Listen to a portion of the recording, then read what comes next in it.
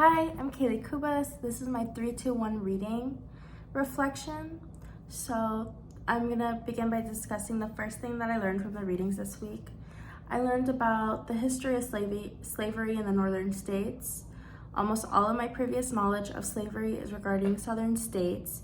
It was the first time I have heard of Atlantic Creoles, who are mixed European and African descent, that were among the first slaves and indentured servants in the North.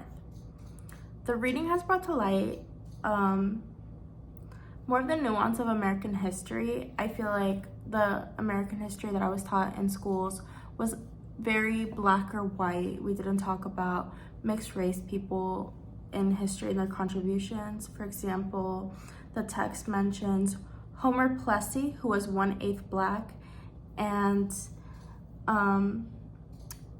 7/8 white. He had been arrested for refusing to ride in the colored coach of the the train. So that was an interesting figure, a mixed race person and their contribution to history. Something that was new and shocking to me were just the chart that described the types of slavery. I knew vaguely, I knew about indentured slavery, but seeing the classifications and descriptions was eye-opening to just the amount of dehumanization that the slaves faced. In addition, the third thing that I learned was about how Native American children were displaced from their families and put into boarding schools, forced to learn Christian beliefs, and punished for speaking their languages or practicing their religion.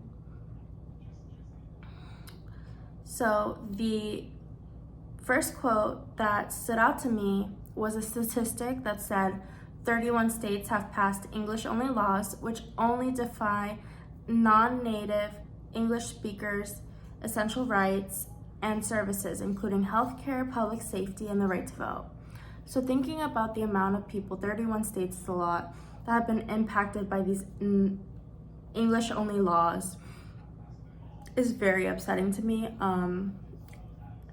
So there's that. And then the second quote that stood out to me, because it was something that, has been in discussion, is the gender neutral Latinx is becoming the preferred term over Latino or Latina in some circles, but Hispanic Americans are debating among themselves about whether it should be. So this is definitely a debate that I have with friends, with family members, with my parents, because I am Latino. And it states, some see Latinx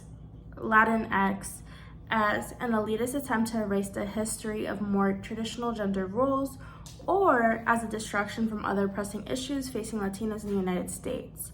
So I definitely agree with the second statement that, it's just kind of a distraction from other pressing issues facing Latinos, such as, human rights and immigration.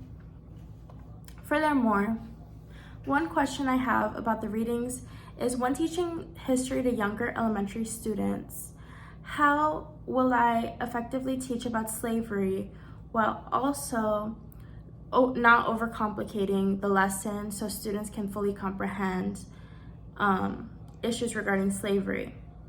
Thank you.